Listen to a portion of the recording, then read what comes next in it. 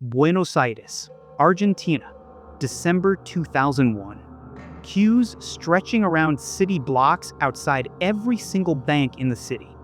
Not because something might go wrong, because it already had. In a single weekend, the Argentine government had done something almost unimaginable. It had frozen every bank account in the country. Citizens could withdraw a maximum of $250 per week, regardless of how much they had saved, regardless of how long they had saved it. Within days, the president of Argentina had resigned and fled the presidential palace by helicopter. Within weeks, Argentina defaulted on approximately $80 billion in sovereign debt with private creditors, the largest sovereign default with private bondholders up to that point in recorded history. And here is what makes this story genuinely worth your full attention. In the early 20th century, Argentina was among the wealthiest nations on Earth. It was not a fragile economy, not a small economy, not an isolated case. Yet Argentina has defaulted on its sovereign debt 9 times in its recorded financial history, which raises a question that almost no financial content actually answers clearly. Is there a specific, measurable level of debt at which this becomes nearly unavoidable? And if there is, where do the world's major economies sit against that level right now? That is exactly what this video is about. Not a prediction, not a political argument, a framework built from the historical record. Before any data is introduced, one thing this video is not. It is not a political argument. And I want to state that precisely before we go any further. The structural pressure to borrow beyond sustainable limits has appeared in left-wing governance, right-wing governments, democratic systems, and authoritarian ones across every documented episode we are covering. The incentive architecture that produces this outcome operates consistently, regardless of who is running the system, because the incentive is built into the structure of political time horizons, not into any particular ideology. That is not an opinion framed to protect one side or the other. That is the pattern in the historical record. The data does not care about political affiliation, and this analysis does not either. In 2010, 2 Harvard economists, Carmen Reinhart and Kenneth Rogoff, published a paper that would become one of the most cited pieces of research in global economic policy for the next 3 years. The finding was precise and alarming. Countries with government debt above 90% of GDP experienced dramatically slower economic growth. In some published versions, the average growth figure was actually negative. Governments around the world cited it as justification for austerity programs. Central bank officials quoted it at international forums. Policy arguments across both Europe and the United States leaned on it as evidence that crossing the 90% threshold was structurally dangerous. In April 2013, a graduate student at the University of Massachusetts named Thomas Herndon was attempting to replicate Reinhart and Rogoff's findings for a standard class assignment, not to challenge them, simply to confirm them and propose a different interpretation.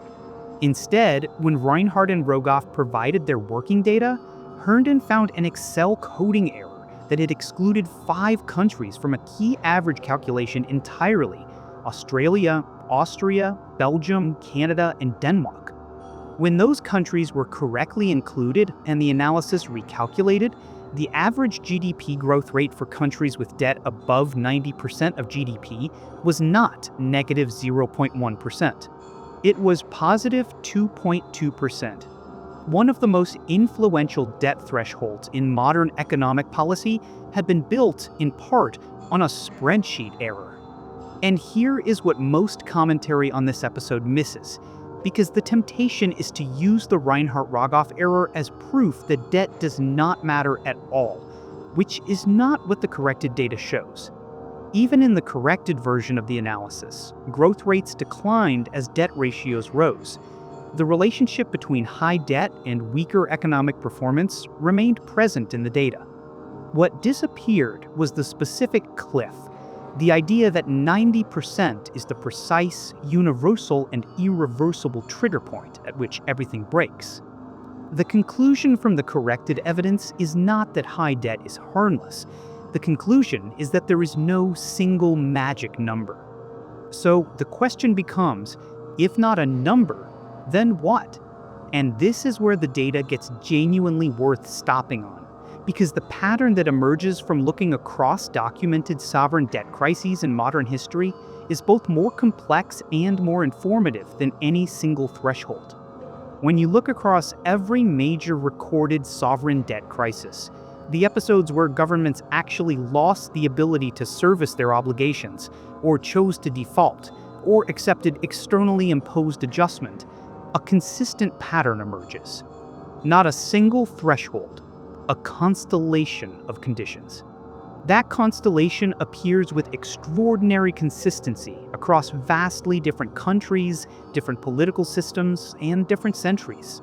But before mapping that constellation, there is one case in the current data that any honest treatment of this topic has to deal with directly, because it challenges the simple version of this argument: Japan. According to the IMF's World Economic Outlook from October 2025, a Tier 1 verified source, Japan's government debt to GDP ratio stands at approximately 230%, the highest among major advanced economies by a very significant margin.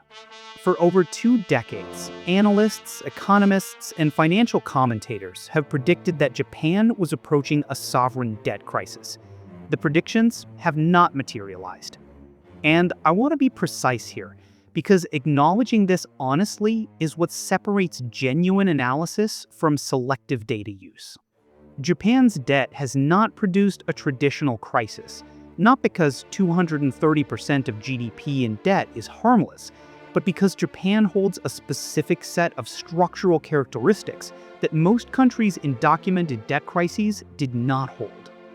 Japan's government debt is denominated almost entirely in Japanese yen, a currency Japan issues itself, meaning no foreign creditor can force a default by refusing to lend in a currency Japan cannot print. Approximately 90% of Japanese government bonds are held by domestic institutions and the Bank of Japan itself, meaning the creditor base has historically been unwilling to stage the kind of capital flight that has preceded other crises. Japan runs a persistent current account surplus.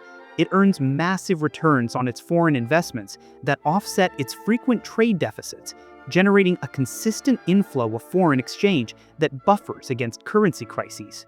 And the Bank of Japan has directly controlled the interest rates on its government bonds through a policy called yield curve control, artificially suppressing the cost of servicing that debt. These structural factors do not make Japan's debt harmless, and I want to be precise about this too.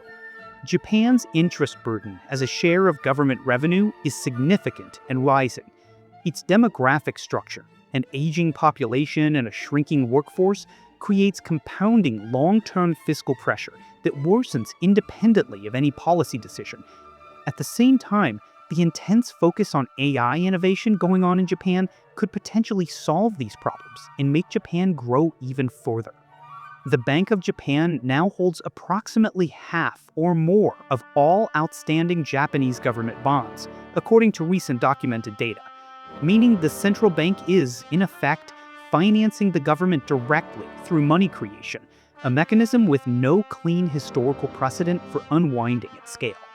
Japan is simultaneously the strongest proof that sovereign debt at extreme levels can be sustained for extended periods when specific structural conditions are present, and the clearest demonstration that those structural conditions require continuous, active, and increasingly costly maintenance. The lesson from Japan is not that debt does not matter. The lesson is that the number alone is not the full picture, and that the conditions surrounding the debt determine whether an unsustainable position can be managed or becomes a crisis. Which brings us to the 5 conditions that the historical record consistently shows converging before governments lose control of their fiscal positions. The first condition: interest costs consuming a growing and unsustainable share of government revenue.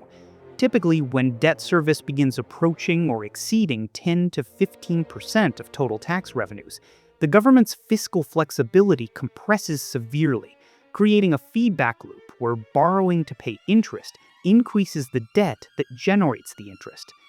The second condition: a significant proportion of the debt denominated in a foreign currency the government cannot print. This removes the inflation pathway as an option and creates the risk that currency depreciation increases the real cost of the debt simultaneously with the pressure to service it. The third condition: a short-term debt maturity profile, meaning large amounts of debt coming due within 1 to 3 years, creating concentrated rollover risk, where the government needs to borrow new money continuously and rapidly simply to repay old obligations as they mature. The fourth condition: a twin deficit, running a fiscal deficit and a current account deficit simultaneously, meaning the government is spending more than it collects in taxes, while the broader economy is importing more value than it exports, creating dual dependency on external financing.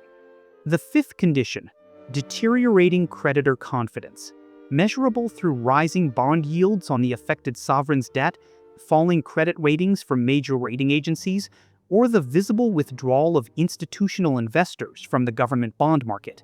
When one or two of these conditions are present, governments typically manage them through conventional policy tools: spending adjustments, tax measures, central bank cooperation, or accessing bond markets at higher but manageable yields.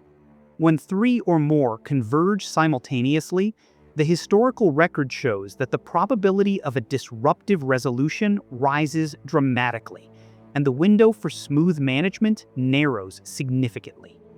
When all five converge, the documented outcomes across modern financial history are stark and consistent. Now, here is why this matters for everything we are about to cover. We are going to walk through three of the most instructive sovereign debt episodes in modern financial history in substantial detail: Weimar Germany in the early 1920s, Argentina in 2001, and Greece beginning in 2010. Each case took a different pathway to resolution: inflation, default, and austerity. And each illustrates a different combination of the five conditions and a different structural constraint that determined which pathway was available. And in every case, every single warning signal from the five-condition framework was present and measurable in the data before the crisis arrived. The signals were not hidden. They were not invisible. They were public data, available to anyone who knew what to look for. Almost nobody talks about this part, and it is the most important part. The dominant narrative around sovereign debt crises treats them as sudden shocks that surprised everyone. The data consistently tells a completely different story, and the difference between those two versions is worth understanding precisely. And here is what is worth noting about that five-condition framework before we go any further. Each of those five signals is something you can read directly from publicly available economic data: fiscal balances, bond yield spreads, current account statistics, debt maturity schedules, and credit rating histories. They are not locked behind institutional paywalls or restricted to Bloomberg terminal subscribers. They are published numbers, and the difference between the investor who can read them and the investor who cannot is simply knowing what to look for and how to interpret what you are reading. I have created a complete course called Applied Macroeconomics, the Architecture of the Global Monetary System, and Module 5 of that course goes through everything we are covering today at the full technical depth: government bonds, deficit mechanics, fiscal policy frameworks, and a complete historical case study of sovereign debt crises. Total course video content is over 2 hours, intentionally stripped of all filler, purely clarity and value, with email support included so your specific questions get answered directly. The link is in the description below. Now, the reason that framework matters for what we are about to cover is this: none of the three historical episodes we are walking through were invisible before they happened. The warning signals were present in the public data. The conditions were measurable. The pattern was recognizable. Starting with Weimar Germany, Berlin, May 1921. Germany had just received what was, in effect, the final reparations bill from the First World War, delivered through a document called the London Schedule of Payments. The total? 132 billion gold marks, according to historical records of the Versailles Treaty negotiations, a figure equivalent to more than 2.5 times Germany's entire pre-war annual GDP.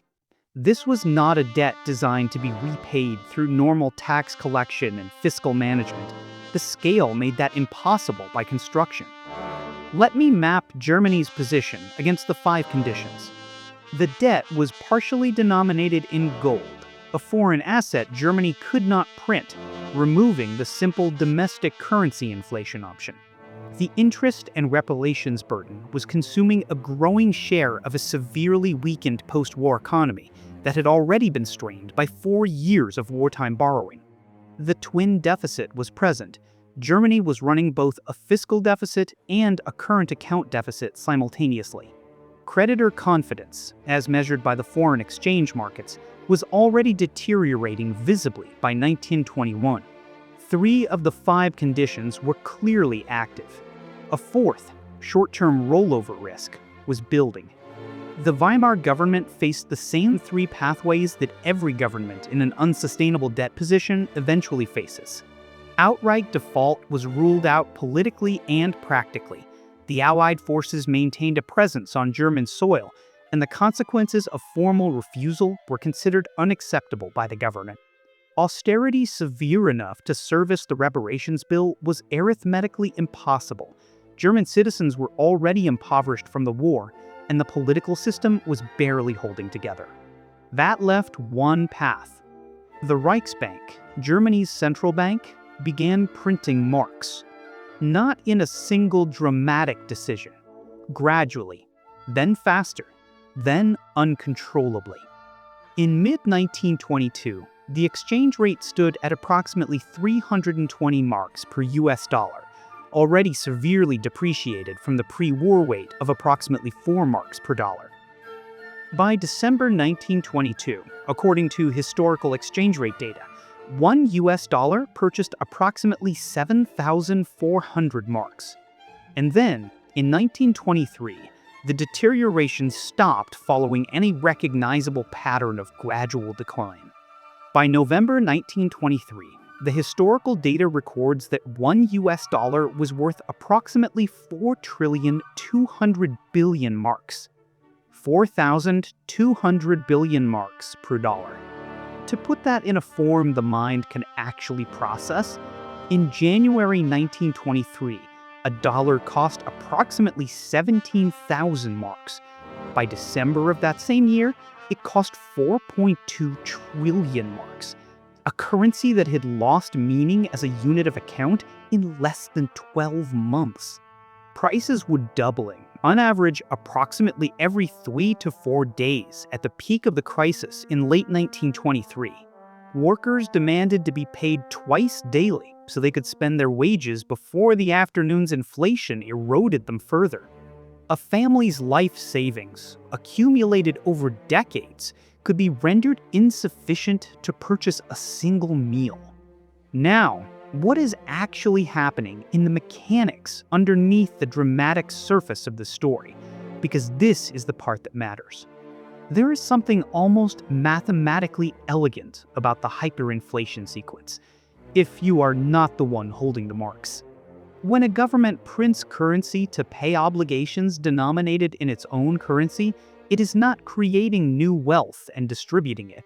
It is redistributing existing purchasing power from every holder of that currency to the entity doing the printing.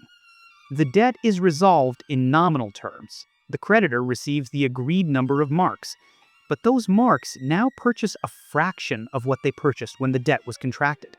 The government's obligation disappears. The saver's wealth disappears simultaneously.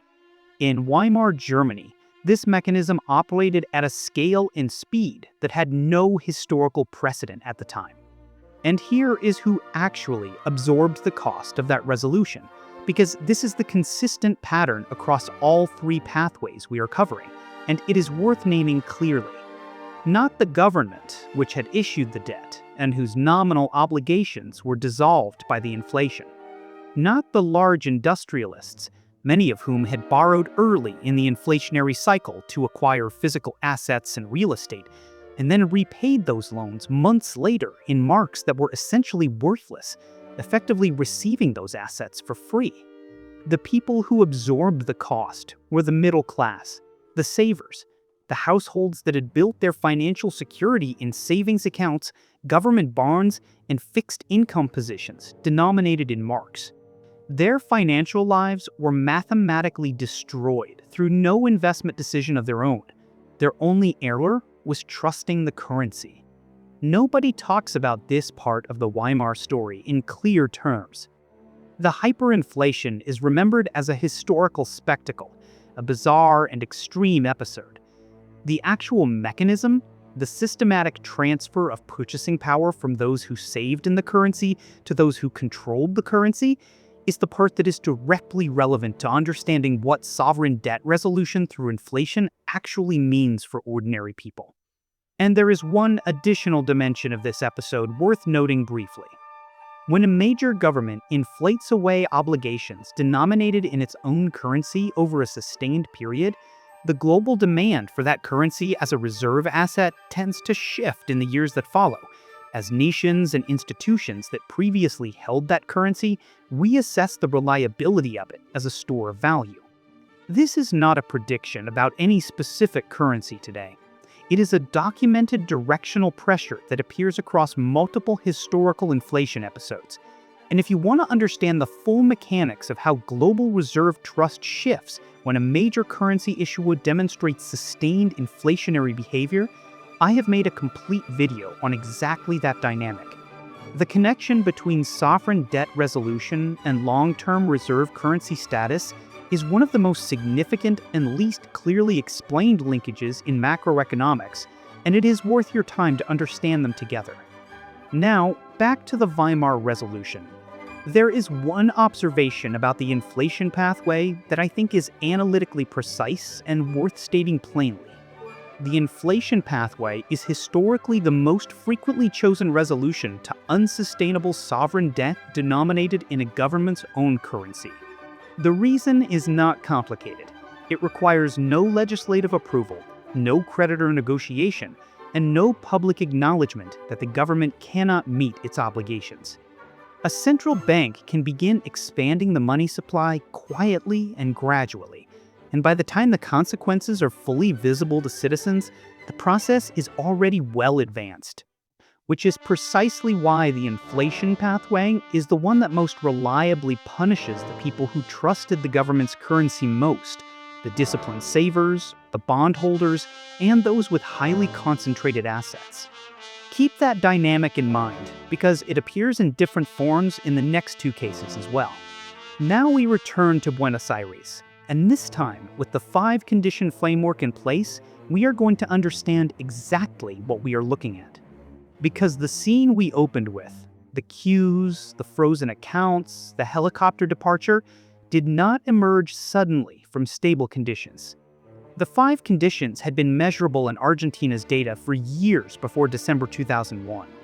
Let me walk through them precisely, because the specifics here are instructive. Argentina's debt-to-GDP ratio had risen from approximately 35% in 1995 to approximately 65% by 2001, according to IMF data cited in the San Francisco Federal Reserve's review of the Argentine crisis, published at the time of the crisis itself. That number alone does not tell the story. The critical structural vulnerability in Argentina's case was this: a significant portion of its debt was denominated in US dollars, a currency Argentina could not print, which removed the inflation pathway as a viable option, and this is a fundamentally different structural constraint from what Weimar Germany faced. From 1991, Argentina had operated what was called a currency board arrangement. The Argentine peso was pegged to the US dollar at a 1-to-1 exchange rate, backed by dollar reserves held by the central bank. This system delivered genuine and documented benefits initially. It ended Argentina's previous history of hyperinflation, restored investor confidence in the peso, and attracted significant foreign capital investment through the 1990s. But the currency board created a structural trap that became visible only when the fiscal position began to deteriorate seriously. If the government spent beyond its revenues, which it did, the only available responses were to borrow more in dollars, which compounded the foreign currency debt exposure, or to cut spending so severely that the economy contracted. And a contracting economy collects less tax revenue, which worsens the fiscal deficit, which requires more borrowing or more cutting, a feedback loop that reinforces itself downward. The third condition, concentrated short-term debt rollover risk, was significant and growing. The fourth, twin deficit, was present and widening through the late 1990s. And by 2001, the fifth condition had arrived fully. International investors were withdrawing from Argentine assets. Bond yields were rising sharply. The IMF had provided emergency financing in 1998 and again in 2000 and again in 2001. And each time, Argentina's underlying position had continued to deteriorate. By early December 2001, approximately $14 billion in foreign exchange reserves remained, against a debt structure that required ongoing dollar outflows to service. And capital flight was accelerating as domestic and international investors moved dollars out of the Argentine system. On December 1st, 2001, Argentine Finance Minister Domingo Cavallo implemented the Corralito, a set of hard restrictions on bank withdrawals and capital movements. Citizens could withdraw a maximum of $250 per week from accounts that, in many cases, held the accumulated savings of a working lifetime. The middle class, who had done everything correctly under the convertibility system's rules, who had saved in dollars because that was the prudent thing to do, found their financial lives inaccessible overnight. This was not a punishment for recklessness or poor financial decisions. This was the mechanism of sovereign debt resolution, landing on precisely the people who had been most disciplined and most trusting. The same dynamic as Weimar, a completely different pathway, an identical distribution of who absorbs the cost.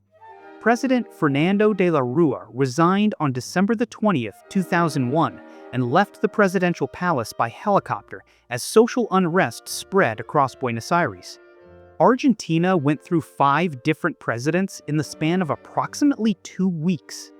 On the last day of 2001, according to Congressional Research Service documentation, Argentina defaulted on approximately $80 billion in debt with private creditors, the largest sovereign default with private bondholders that had ever been recorded. Now, here is what default actually resolves, and what it does not, because these are genuinely different things. Default eliminates the immediate obligation to service the debt. The interest payments stop, the principal repayment schedule is suspended, and in a narrow fiscal arithmetic sense, the pressure is released. But default does not eliminate the conditions that created the debt in the first place. It does not fix the structural incentive to spend beyond sustainable limits. It does not address the underlying fiscal architecture, and it does not restore the credibility that was lost with the markets that finance the debt. Default closes access to international credit markets, sometimes for years, sometimes for a decade or longer. Argentina returned to international bond markets multiple times after 2001, and it returned to fiscal crisis multiple times as well. The 9 defaults in Argentina's recorded history are not the result of unusual bad luck or repeated external shocks. They are the predictable mechanical output of a structural problem that has been addressed repeatedly at the surface through default and debt restructuring without being resolved at its foundational level. Default resolves the arithmetic. It does not resolve the architecture. And in every case where only the arithmetic is addressed, the architecture eventually produces the same outcome again. So we have seen what inflation resolves and what it costs. We have seen what default resolves and what it costs. Which means there is one pathway remaining, and it is the one with the most complex, most contested, and most instructive history in modern economic policy. Greece presents the most structurally constrained case of the three, and in some ways the most important for understanding where multiple major economies currently sit, because Greece was not an emerging market or a historically volatile economy. Greece was a member of the European Union, a participant in one of the most sophisticated monetary arrangements ever constructed, and an OECD member state. And when its fiscal position became unsustainable, it faced a constraint that neither Weimar Germany nor Argentina had faced. It was a member of the Eurozone. By adopting the euro in 2001, Greece had permanently surrendered two of the three conventional responses to fiscal stress. It could not inflate. The European Central Bank sets monetary policy for the entire Eurozone, and does so with the stability of the whole currency area as its mandate, not the fiscal needs of any single member. It could not devalue its currency. A Eurozone member state cannot unilaterally adjust its exchange rate. That left one remaining pathway: austerity. The story of how Greece arrived at the point where that pathway became unavoidable contains a dynamic that is worth understanding in precise detail, because it is not simply a story of Greek fiscal irresponsibility. It is a story of how monetary union architecture creates specific structural risks. When Greece joined the Eurozone in 2001, the bond markets made a significant assumption. They treated Greek government bonds as, for practical purposes, nearly equivalent in risk to German government bonds, because both were denominated in euros and both operated under the Eurozone's institutional framework. The result was that Greece could borrow throughout the 2000s at interest rates that were dramatically lower than would have been available to it under its previous currency, the drachma. The market mechanism that should have signaled rising fiscal risk, a widening yield premium on Greek bonds relative to German bonds, was suppressed by the shared currency assumption. The practical consequence was a decade of cheap borrowing for the Greek government. Public sector wages increased significantly over this period. The civil service expanded. Pension obligations grew, and tax collection remained structurally weak, with documented estimates suggesting that unreported income amounted to a significant proportion of GDP. By 2008, Greece's debt-to-GDP ratio stood at approximately 110%. Then, in October 2009, newly elected Greek Prime Minister George Papandreou made an announcement that shook European financial markets. The budget deficit was not the figure that previous governments had reported to European statistical authorities. It was significantly larger. The revised deficit figure for 2009 came in at approximately 15.4% of GDP, nearly 5 times the Eurozone's 3% limit, according to Eurostat, the European Union statistical agency. This was not a minor revision. It was a revelation that Greece had been operating under fiscal conditions that, had they been known, would almost certainly have triggered earlier intervention. The markets reacted with immediate and severe force.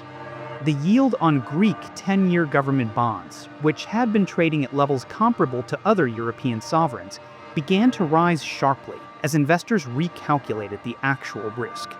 By early 2010, those yields had surged past 7% as the scale of the fiscal problem became clear, and creditor confidence, the fifth warning condition, had broken completely. At those yield levels, Greece could not refinance its maturing debt from private markets. On May 2, 2010, the European Commission, the European Central Bank, and the International Monetary Fund, operating together as what became known as the Troika, agreed to provide Greece with approximately 110 billion euros in emergency financing. In exchange, Greece accepted a comprehensive program of fiscal adjustment, pension reductions, public sector wage cuts, VAT increases, and privatization of state assets. The program's architects projected that the fiscal adjustment would stabilize Greece's debt-to-GDP ratio and restore market confidence within a defined time frame. What actually happened was substantially different.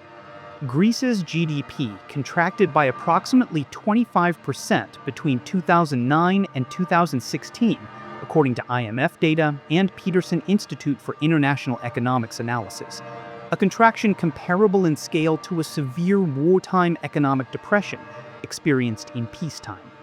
Greece's unemployment rate rose from approximately 7.8% in 2008 to approximately 27% at its peak, according to NBER Macroeconomics annual research. Youth unemployment, people under 25, exceeded 60% at its peak, according to European Commission data from the crisis period. Greece required not one, but 3 separate bailout programs, totaling over 280 billion euros, according to Council on Foreign Relations data. 3 bailout programs, each announced at the moment of its launch as the definitive resolution.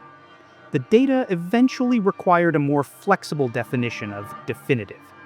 And despite 3 bailouts and years of severe fiscal adjustment, Greece's debt-to-GDP ratio did not fall during the adjustment period. It climbed from approximately 130% in 2009 to approximately 180% by 2014, according to Peterson Institute analysis. This is the internal contradiction of the austerity pathway, and it is worth stating precisely because most commentary simply treats austerity as the painful but straightforwardly effective solution. Cutting government expenditure reduces the deficit in the short term, but government expenditure is also a component of economic output. When output contracts, tax revenues fall, which means the deficit can widen even as spending is being reduced. The economy that needs to grow in order to generate the tax revenues required to service the debt is being compressed in order to reduce the near-term deficit. These two objectives are in direct tension with each other. The austerity pathway resolves the immediate liquidity crisis. Greece did not execute a disorderly default in 2010, but it compresses the economy that is supposed to grow its way out of the debt burden.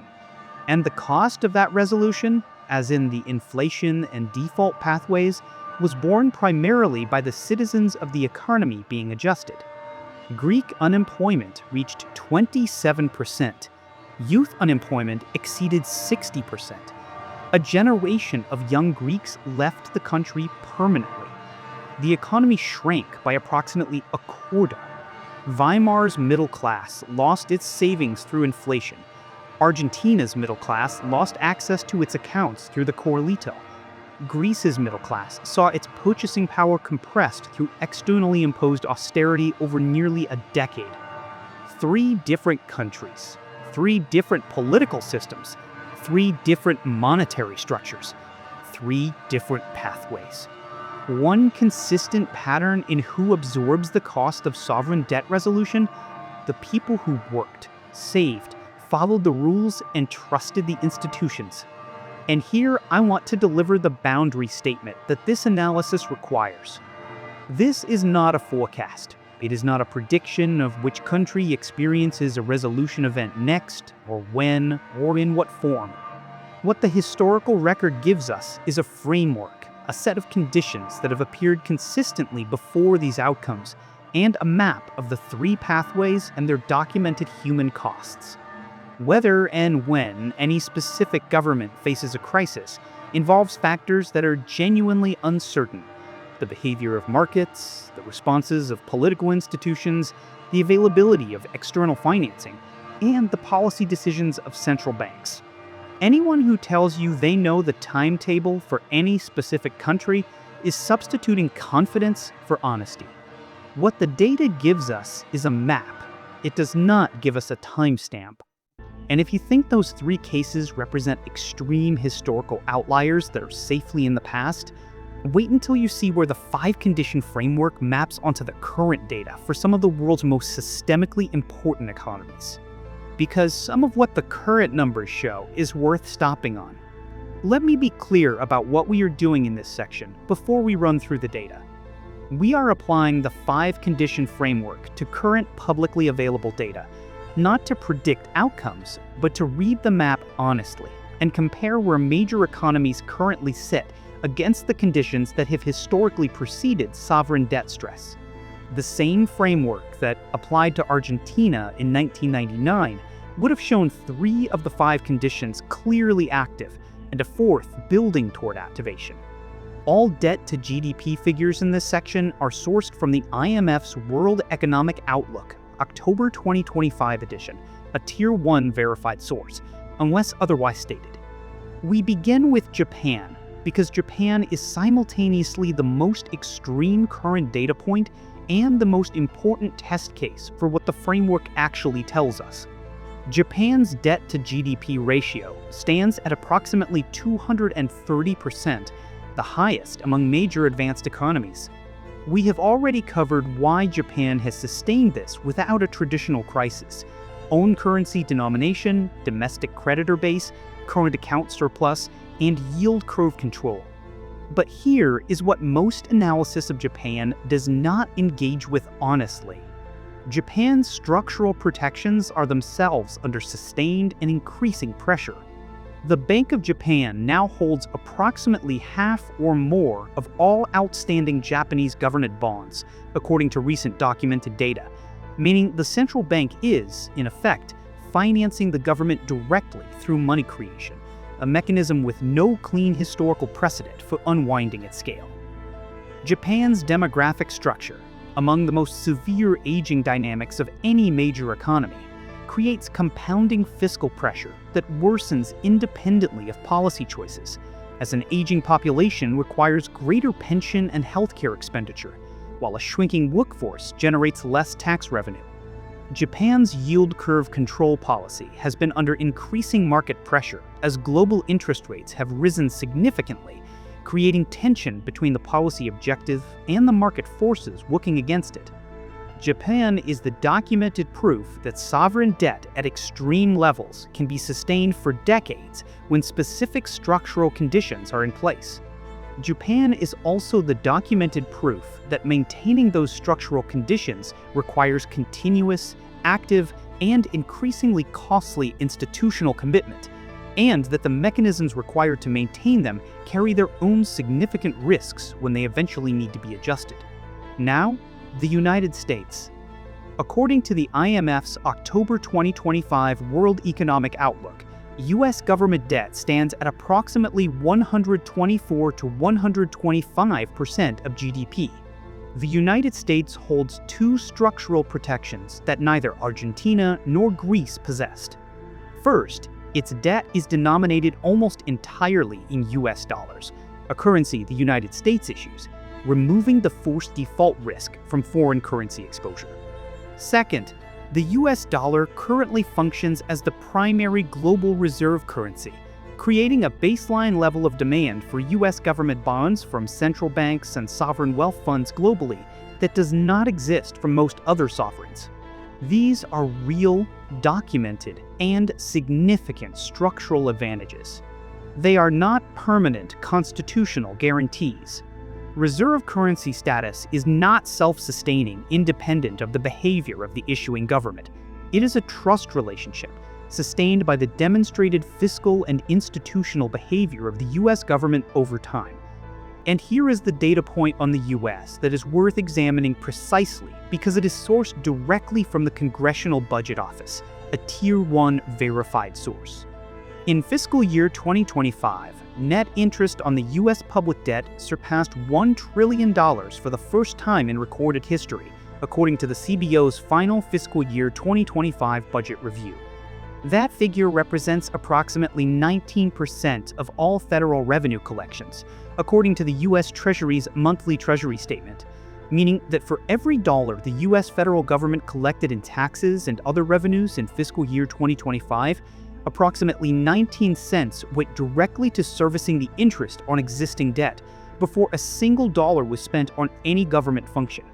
The CBO projects that interest payments will grow from approximately $1 trillion in fiscal year 2026 to approximately $1.8 trillion by fiscal year 2035, making interest the fastest growing category of federal expenditure across the entire projection window. Of the 5 conditions in the framework, U.S. interest costs as a share of revenue are rising and now approach the historically significant range. Debt is denominated in own currency, a genuine structural protection. The current account deficit is persistent. Creditor confidence remains intact, but the long-term yield curve has risen materially relative to the post-2008 environment.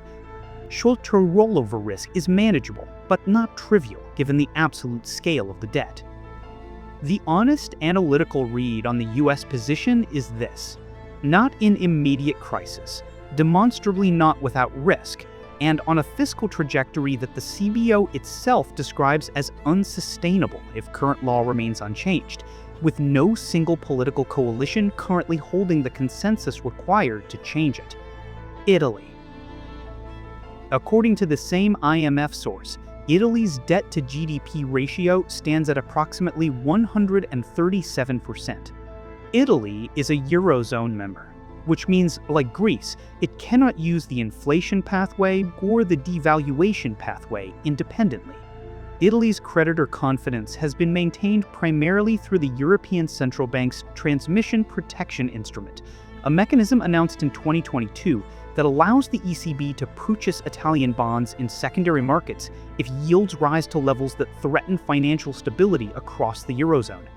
Without that institutional backstop, the yield dynamics Italy faces at 137% debt to GDP within the Eurozone's monetary constraints could, in a stress scenario, begin to resemble the early stages of what Greece experienced in 2010.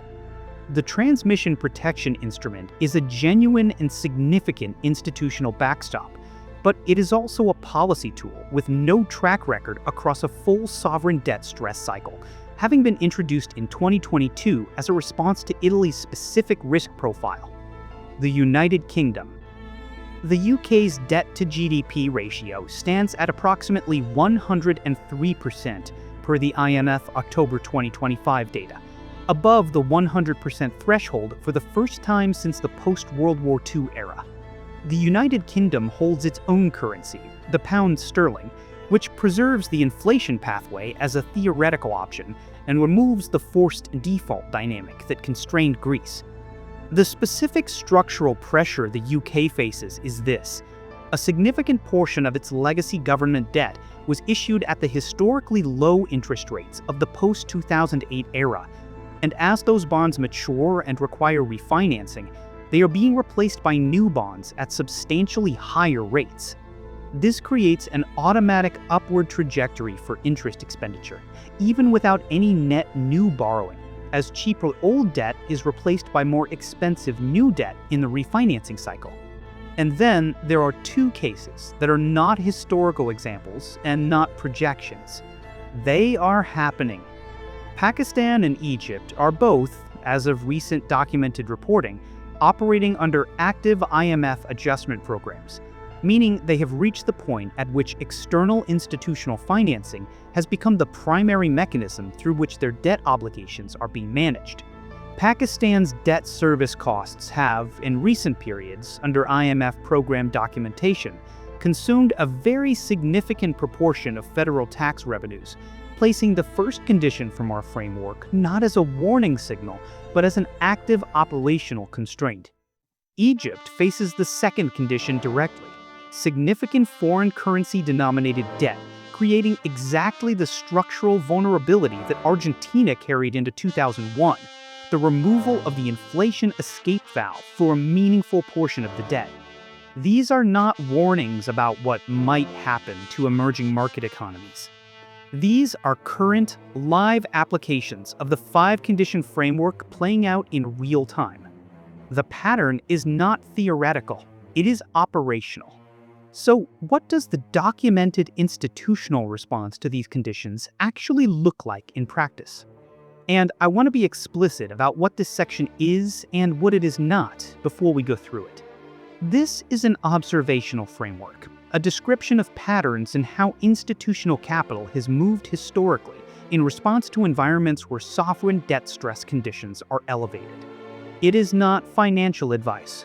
It is not a recommendation for any specific individual to take any specific action.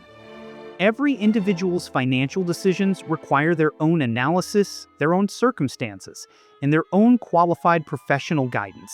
And that statement is not a legal formality. It is accurate. With that stated clearly, here is what the historical record shows about institutional capital behavior during documented sovereign debt stress cycles. The first documented institutional pattern is currency diversification.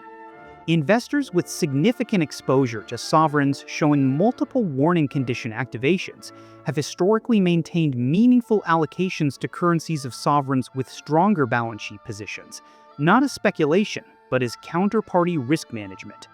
The same institutional logic that produces diversified banking relationships across major organizations historically produces diversified currency exposure among sophisticated investors when sovereign fiscal stress signals are elevated. The second documented pattern is geographic diversification of asset holdings. Capital tends to move from high-signal sovereigns toward lower-signal jurisdictions in the periods preceding formal sovereign stress events. This is visible in balance of payments data for multiple historical episodes. Argentina saw significant and documented capital outflows for years before the 2001 default. Greece saw systematic withdrawal of deposits from its domestic banking system for years before the 2010 crisis arrived in full force. The third documented pattern is duration management within fixed income allocations. When sovereign debt stress signals are elevated, institutional investors have historically reduced exposure to long-duration bonds of the affected sovereign because long-duration bonds carry the highest mark-to-market loss when yields rise sharply during creditor confidence deterioration. Maintaining shorter duration positions limits the potential loss if yields spike, accepting lower yield in exchange for significantly lower sensitivity to a stress event. The fourth documented pattern involves allocations to physical assets whose intrinsic value is not denominated in the currency of a potentially stressed sovereign, real estate in politically and fiscally stable jurisdictions, and commodities with genuine underlying industrial demand. In both the inflation pathway and the default pathway, assets whose value is independent of a specific currency's purchasing power have historically retained more of their real value than long-duration nominal bonds denominated in the stressed currency. This is a consistent and verified observation across multiple historical episodes. And here is the intellectual honesty moment that most commentary on this subject avoids. None of these patterns come with a timer attached to them. Sophisticated institutional investors do not attempt to identify the exact month or quarter in which a stress event will materialize.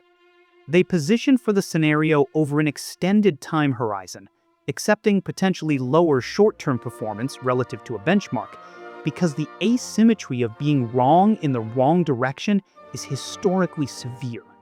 When a sovereign debt resolution event occurs, whether through the inflation pathway, the default pathway, or externally imposed austerity, the losses for investors who maintained full exposure to the affected currency and government bonds have consistently been large, rapid, and very difficult to exit from after the resolution begins. The cost of early positioning is underperformance during the extended period before the resolution. The cost of late positioning is exposure during the resolution itself. Genuine uncertainty is built into all of this analysis. The framework is real. The historical pattern is verified across multiple independent documented episodes.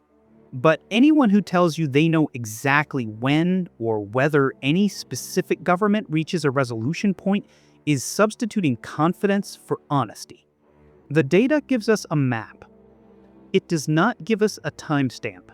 Let me bring this together. The sovereign debt threshold is not a number, and it was never a number. The Harvard economists who searched for that number found a cliff at 90% of GDP, and a graduate student found it was built on a spreadsheet error. The real threshold is a constellation, 5 conditions that appear with documented consistency across different countries and different centuries before a government loses control of its fiscal position. When those conditions converge, the resolution has always followed one of 3 documented pathways. Inflation, which resolves the nominal debt, but transfers the cost to every person who held savings, bonds, or income denominated in the inflating currency. Default, which resolves the immediate arithmetic of debt service, but closes credit market access and leaves the underlying architecture that produced the debt completely intact. Austerity, which restores fiscal balance over time, but compresses the same economy that needs to grow in order to generate the tax revenues to service the debt, while the cost is borne by the citizens of the economy being adjusted. 3 pathways, 3 different mechanisms, one consistent pattern in who absorbs the cost: the people who saved, worked, followed the rules, and trusted the institutions that issued the debt. Not a single one of those 3 resolutions, across every documented historical episode we covered, was invisible before it arrived. The Argentine data showed the warning conditions years before December 2001. The Greek data was showing structural fiscal deterioration throughout the 2000s before the October 2009 revelation. The Weimar situation was structurally predetermined from the moment the London Schedule of Payments was issued in 1921. The signals were present, the framework was readable, the data was public. The question that this entire analysis ultimately comes back to is not whether sovereign debt crises can be anticipated. The evidence says they can be, at least in their structural preconditions. The question is whether the people in a position to act, governments, institutions, individual investors, are looking at the map, or whether they are looking somewhere else. That is what this video has tried to give you. Not a prediction, not a political argument, a framework built from the historical record verified against documented data for reading a map that the evidence has been drawing for a very long time. And the map is readable. That is the point. If you stayed through this entire investigation, an hour into the mechanics of how governments have historically failed to pay their debts, the question forming in your mind right now is probably how to keep reading signals like these on your own, without needing someone to walk you through them. The other videos on screen right now go deeper into the institutional mechanics of how global money actually moves, and based on what you engaged with here, I think you will find them worth your time. If this investigation gave you genuine value, a like and a subscription means the next one reaches more people who are looking for this kind of framework. Thanks for watching.